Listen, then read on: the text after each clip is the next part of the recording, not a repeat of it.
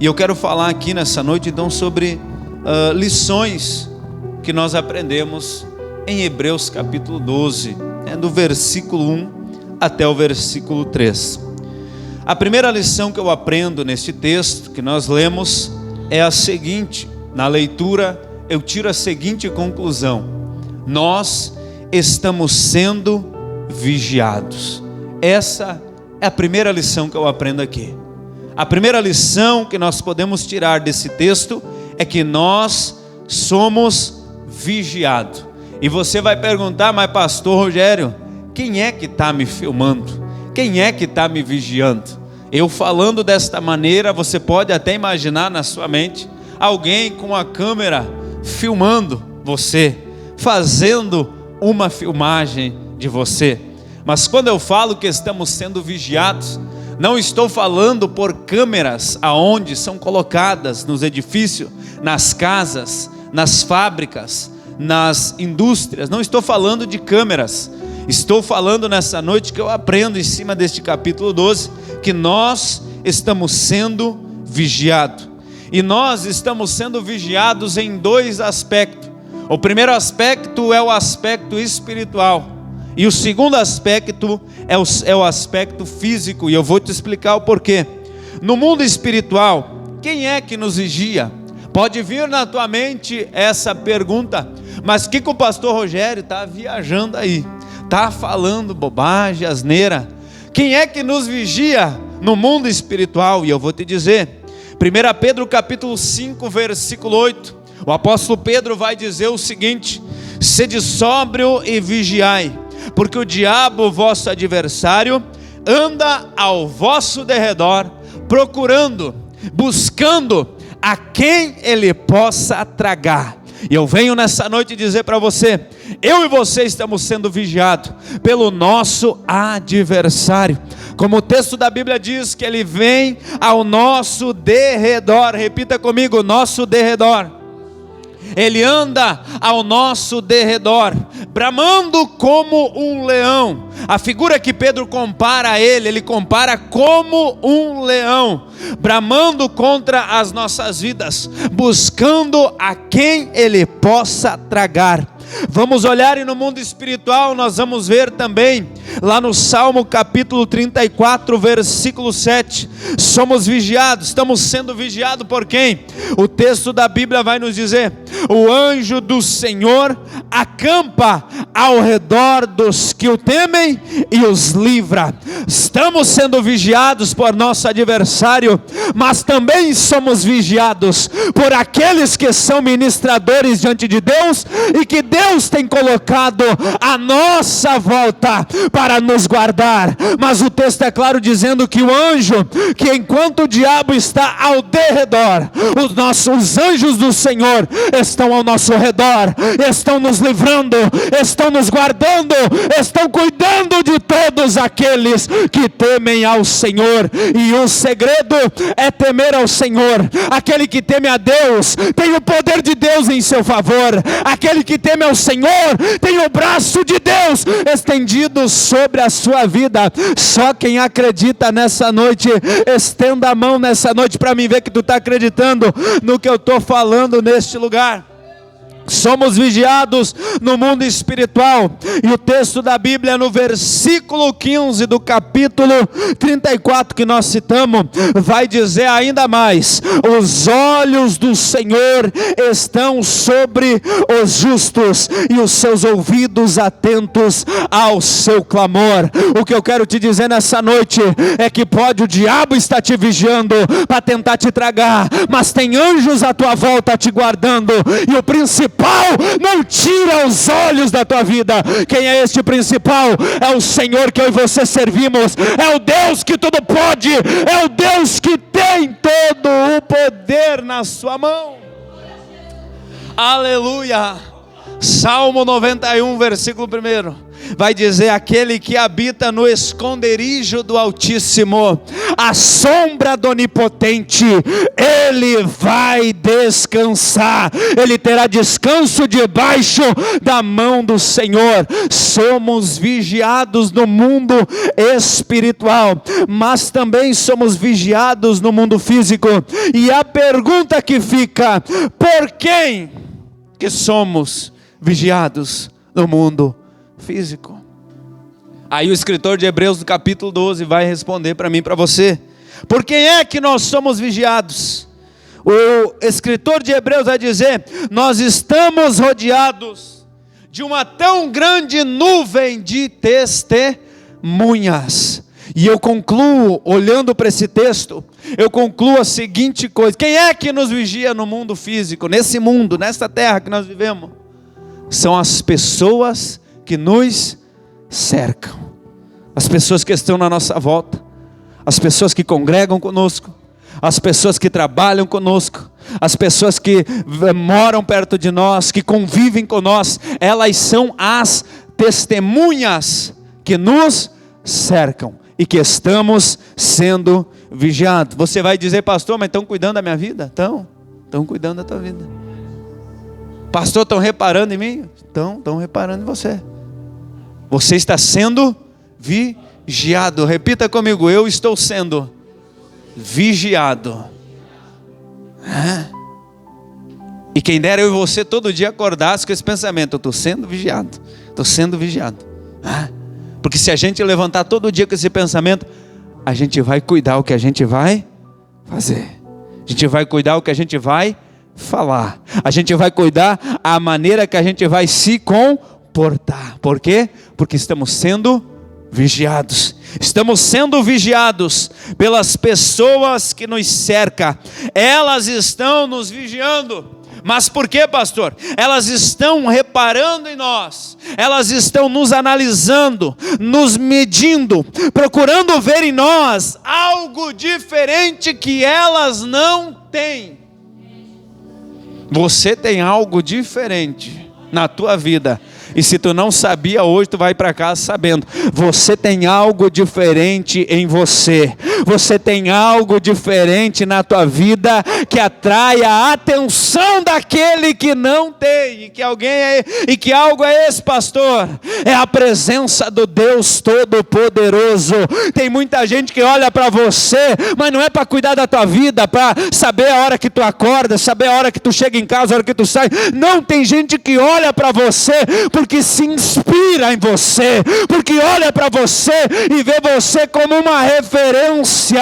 Então eu quero concluir esse primeiro tópico dizendo para você que se você cair, alguém cai. Se você parar, alguém para. Se você não chegar ao final, há uma multidão que não vai conseguir, porque tem gente que está vigiando, está olhando para você e está dizendo: se o pastor Rogério chegou lá, eu vou conseguir também. Se o pastor William conseguir, eu vou seguir ele, porque vai dar certo também.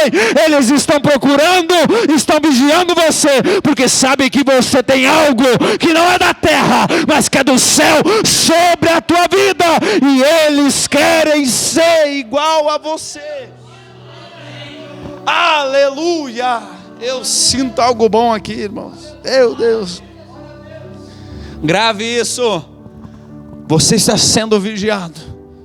Se você parar, alguém vai parar também. Você notou a importância? Você notou a responsabilidade que você tem como servo de Deus na face da terra? Tem muita gente que está olhando para você, que está te vigiando. Por quê? Não porque ele tem inveja de você, não. Porque ele quer saber o segredo que faz você ficar de pé, que faz você avançar, que faz você cada dia mais ser mais crente na presença de Deus. Você está sendo vigiado. A segunda lição que eu aprendo neste texto, a segunda lição que eu aprendo na carta de Hebreus capítulo 12, é que nós devemos deixar aquilo que nos impede de avançar. O escritor aos Hebreus vai dizer que nós devemos deixar aquilo que nos impede de avançar. deixar de lado aquilo que tenta nos prender, aquilo que nos tenta parar. A Bíblia diz, pelo escritor de Hebreus, dizendo: estamos rodeados de uma tão grande nuvem de testemunhas. E aí ele prossegue dizendo: deixemos todo o embaraço e o pecado que tão de perto nos rodeia, e corramos com paciência a carreira que nos está proposta. Louvado seja o nome santo do Senhor. No meio da caminhada, no meio do caminho, no meio do nosso caminhar com Cristo, vão surgir situações, vai surgir coisas, vai surgir barreiras, vai aparecer obstruções, com o intuito, com a intenção de impedir que eu e você chegue aonde Deus tem projetado. Vai surgir situações, vão surgir pessoas, vão surgir coisas, vão surgir momentos que vão ser colocados na nossa vida com a intenção de nos parar. E qual é o objetivo? Impedir que eu e você cheguemos aonde Deus tem projetado. Só que o conselho que a carta de Hebreus nos ensina é que devemos deixar aquilo que nos impede de avançar. Eu não posso dizer para você o que é que impede você de avançar. Eu não posso olhar para você e dizer: você tem que parar de fazer isso, porque isso vai te impedir de avançar. Eu posso, quando muito, te dar um conselho, mas quem deve saber o que é que impede você de seguir e de chegar aonde Deus tem projetado, esse alguém é você mesmo. Como pastor, em primeiro lugar, você deve analisar a tua vida, o teu momento, a tua situação espiritual. Aí você deve fazer uma reflexão e buscar dentro de você onde é, o que é que me impede de avançar e de chegar aonde Deus tem projetado. Louvado seja Deus. As situações que vêm sobre nós, irmão, sem nós pedir. Tem coisas que acontecem na nossa vida que nós não pedimos. Você concorda comigo? Tem situações que acontecem que tu não pediu. Aconteceu uma situação, um imprevisto, uma emergência, e você vai olhar para cima e vai dizer: Deus, mas eu não queria que isso acontecesse. Mas aconteceu. Há situações que Deus permite que venham até sobre nós, mas essas situações que Deus permite vir até nós, Ele vai nos dar graça, Ele vai nos ajudar a passar por essas situações, e nessas situações nós vamos aprender algo, e vamos nos fortalecer, e vamos amadurecer. Nessas situações que vêm sem nós pedir, as coisas que nós viemos, que vêm sobre nós sem nós buscar, Deus vai nos ajudar a passar, vai nos ajudar a vencer. Mas há situações que é o próprio ser humano que busca, não é assim? Há situações que não é Deus que manda vir sobre o Rogério, é o Rogério que vai buscar. Há situações que Deus não quer que aconteça conosco, mas o Rogério vai buscar. As coisas que Deus permite vir até mim, Deus me ajuda. Mas as coisas que eu vou buscar, Deus vai deixar eu e você se virar sozinho, porque não foi Ele que mandou, eu e você que fomos buscar. Mas o conselho que nós aprendemos é que se nós buscarmos, no final nós vamos sofrer as consequências. E o conselho prático de Hebreus 12, versículo 1, parte 2, vai dizer: deixemos todo o embaraço e o pecado que tão de perto nos rodeia, e corramos com paciência a carreira que nos está proposta. Entenda algo: eu e você, todos nós, temos uma carreira para cumprir. E com isso eu digo para você, todos nós temos um chamado de Deus. Não, pastor, eu fui chamado para para ficar sentado na cadeira. Desculpa te dizer que isso não existe. Não, pastor, eu fui chamado só para vir e ouvir o culto. Me desculpa, você não está certo. Todos nós fomos chamados para exercer algo na presença de Deus. Então, todos nós temos uma carreira. Repita comigo, todos nós temos uma carreira. Todos nós temos uma carreira na presença de Deus. E quem é que deu essa carreira? O próprio Senhor. Ele nos deu uma carreira. Nós vamos olhar que Paulo, ele vai falar a Timóteo no capítulo 2, 2 Timóteo capítulo 4, versículo 7, ele vai dizer: eu combati o combate, eu acabei a carreira e guardei a fé. Com esse versículo eu entendo que Paulo está querendo mostrar para Timóteo e para nós, que depois viria as escrituras, ele está querendo dizer o seguinte: a carreira que nos foi dada, ela deve ser completada. Paulo disse: eu acabei a carreira. Paulo está vendo as entrelinhas dizendo: a carreira que Deus me colocou, a carreira que Deus colocou sobre a minha vida, eu terminei ela, eu completei. A carreira deve ser completada, e para que venha a ser completa, é preciso que eu e você deixemos para trás tudo aquilo que impede eu e você de seguir avante. A carreira só vai ser completada se você chegar no final. Eu e você só vamos chegar no final se no meio do caminho nós largar as bagagens que muitas vezes vem se agregando, vem se colocando, vem tentando nos se colocar como um empecilho, vem tentando colocar como uma obstrução para impedir eu e você de chegar ao norte, de enxergar o alvo. Mas eu tenho a certeza que o Senhor, Ele é poderoso. Ninguém que milita a boa milícia, Paulo já vai dizer que ninguém que milita a boa milícia se embaraça com negócios dessa vida, a fim de agradar aquele que o alistou para a guerra. Você tem uma carreira para completar. Vai vir situações na tua vida que vão tentar impedir você de chegar aonde Deus projetou. O que eu faço, pastor? Deixe de lado. Hebreus capítulo 12, versículo 1, parte B. Devemos deixar para trás tudo aquilo que nos impede de avançar. Quantos querem avançar na presença de Deus? Quantos querem cumprir a carreira que Deus lhe colocou sobre a sua vida? No meio do caminho vai surgir situações e nós devemos deixar para trás aquilo que nos impede de avançar. Para nós encerrar, o terceiro ensino que eu aprendo no capítulo 12 da carta aos Hebreus: devemos olhar somente para Jesus. O escritor aos Hebreus vai dizer: olhando para Jesus, autor e consumador da fé. O escritor aos Hebreus está dando aqui uma lição importantíssima.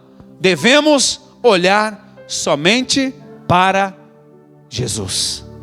Você tem uma missão, você tem um chamado, você tem um alvo, você tem um objetivo, você tem uma carreira para ser cumprida. E para que eu e você possamos cumprir essa carreira, devemos olhar somente para Jesus. Nós não podemos tirar o olhar de Jesus. Não podemos tirar o olhar do nosso alvo, que é Cristo, que é o céu, que é chegar aonde Deus tem prometido para mim e para você, aonde Deus tem colocado, aonde Deus tem projetado, para que nós cheguemos e tenhamos as promessas de Deus cumpridas em nossa vida. Precisamos e devemos olhar somente para Jesus. Devemos olhar unicamente para Jesus. E você pode se perguntar: o que significa isso? Significa dizer que Jesus Cristo deve ser o nosso modelo de imitação. Jesus é o nosso modelo maior de imitação. O homem não é modelo. Você não é modelo. Eu não sou modelo. O único e verdadeiro que deve ser imitado é Cristo Jesus, o nosso Senhor e Salvador, que é autor e consumador da nossa fé. Ele é o nosso modelo maior. Ele é o nosso modelo perfeito de imitação. Por que eu digo isso? Porque as pessoas podem e vão nos decepcionar. Pastor, está profetizando que as pessoas vão me decepcionar? É verdade. As pessoas podem e vão nos decepcionar. Em algum momento da caminhada, em algum momento da trajetória, em algum momento da estrada, eu e você podemos ser decepcionados, assim como também podemos decepcionar algumas pessoas. Mas ainda que isto aconteça, que decepcionemos pessoas, ou que pessoas nos decepcionem, nós não podemos deixar que isso impeça eu e você de chegar no alvo. Por isso que o escritor aos Hebreus nos ensina que nós devemos olhar unicamente para Jesus. Ele é o nosso modelo maior de imitação. As pessoas irão nos decepcionar na caminhada, mas se eu e você olhar para Jesus, Jesus nunca irá nos decepcionar. Jesus não vai deixar você triste, Jesus não vai deixar você desanimado, Jesus não vai deixar você caído, Jesus não vai deixar você entristecido, Jesus não vai deixar você largado. Jesus nunca vai te decepcionar. E o segredo e o conselho é este: olhe para Jesus, siga Jesus, corra aos pés de Jesus, seja discípulo de Jesus. Se eu e você estiver concentrado em seguir a Cristo, se eu e você estiver concentrado, esforçando, colocando nossas forças em seguir unicamente Jesus, nós não vamos decepcionar, nós não vamos esmurecer a fé, nós não vamos cair, nós não vamos parar no meio da caminhada, nós não vamos desistir, nós não vamos retroceder, porque nós temos um alvo, aquele que nunca erra, é o nosso modelo, e é ele que nós devemos seguir até chegar ao céu. Aleluia! Devemos olhar unicamente para Jesus. Aleluia! Se nós estivermos concentrados em olhar unicamente para Jesus, nós não vamos ter tempo de cuidar a vida do outro. Se nós estivermos concentrados em olhar, em seguir somente a Jesus, nós não vamos se preocupar quando o outro erra, nós não vamos apontar, criticar quando o outro ele resbala e cai. Nós vamos estar concentrados no alvo, olhando para Jesus. Se alguém nos entristecer, nós não vamos parar, não vamos largar a cruz, vamos continuar seguindo, porque nosso alvo, nosso modelo, nós estamos seguindo a Cristo. O ser humano, ele erra. Repita comigo: o ser humano erra. Mais forte, diga: o ser humano erra. Então o meu conselho para você: o ser humano ele erra, então siga aquele que nunca errou, chamado Jesus Cristo de Nazaré. Esse nunca erra, esse nunca errou, esse nunca vai errar. Se olharmos para ele, nós vamos seguir e vamos chegar no final e cantar o hino da vitória. Só quem acredita no que eu estou falando nessa noite. Aleluia. Devemos olhar somente para Jesus. O escritor ainda vai dizer no versículo 3: considerai, pois. E eu quero chamar a tua atenção aqui. A palavra considerai aqui, ela está chamando a atenção de todos nós, para que nós venhamos olhar para tudo o que Jesus passou. A palavra considerai aqui está chamando a atenção do leitor, a atenção do ouvinte, a atenção daquele que está ouvindo por leitura ou lendo ele propriamente esta carta. Ele vai dizer, chamando a atenção: considerai, pois. Ele está chamando a atenção para que todos nós venhamos a olhar para tudo o que Jesus passou. E se nós formos olhar para tudo que Jesus passou, Jesus ele sofreu, Jesus eles zombaram dele, escarneceram dele, Jesus eles chicotearam ele, Jesus ele foi crucificado, Jesus ele sofreu de tudo e mais um pouco. E o escritor aos Hebreus está dizendo: considerai tudo o que Jesus passou. Olhem para o que Jesus passou.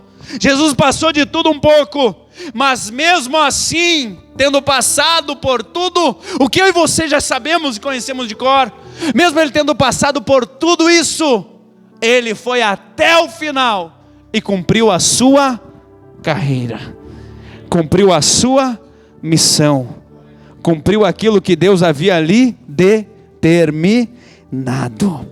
O autor aos Hebreus manda que nós olhemos para Cristo, para que através do exemplo que Cristo dá, através do exemplo do sofrimento, do exemplo que Cristo nos deu, nós possamos encontrar forças para que nós venhamos continuar a caminhada, para que eu e você não venha parar no meio da estrada. O escritor está dizendo: olha o que o teu mestre passou, olha o que o nosso mestre sofreu, olha o que o nosso mestre, louvado seja Deus, levou sobre si. Se ele levou sobre si, é porque ele estava garantido algo melhor para minha e para a tua vida. Se o nosso mestre passou, eu e você podemos encontrar forças nele, porque o nosso socorro vem dele.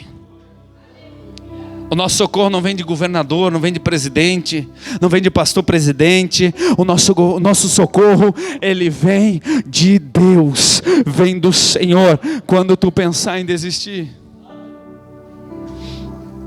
lembre-se que há 2000 anos atrás, teve um que recebeu um chamado, foi colocado sobre ele uma missão, mas ele foi até o final.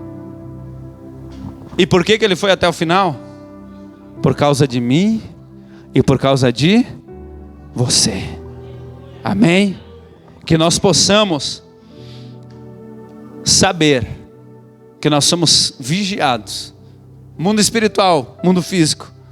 Que nós possamos entender que nós devemos deixar o que nos prende para trás, deixar para trás tudo aquilo que nos impede de avançar, e que nós venhamos olhar somente para Jesus. Te coloca de pé.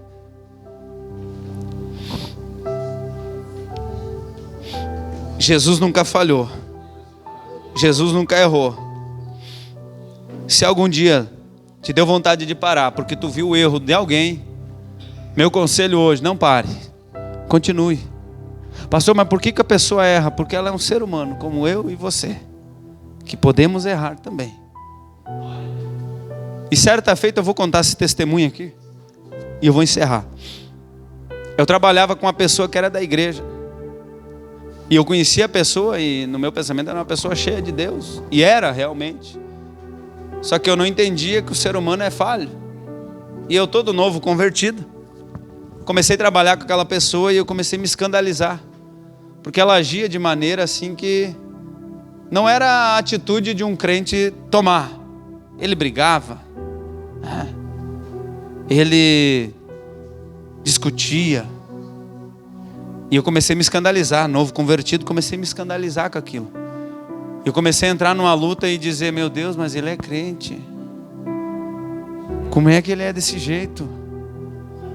E eu entrei numa luta, eu vim para casa lutando, e não saía da minha cabeça, e o Satanás colocando um monte de pensamento: olha os crentes, olha o crente, o jeito que é, tal e tal.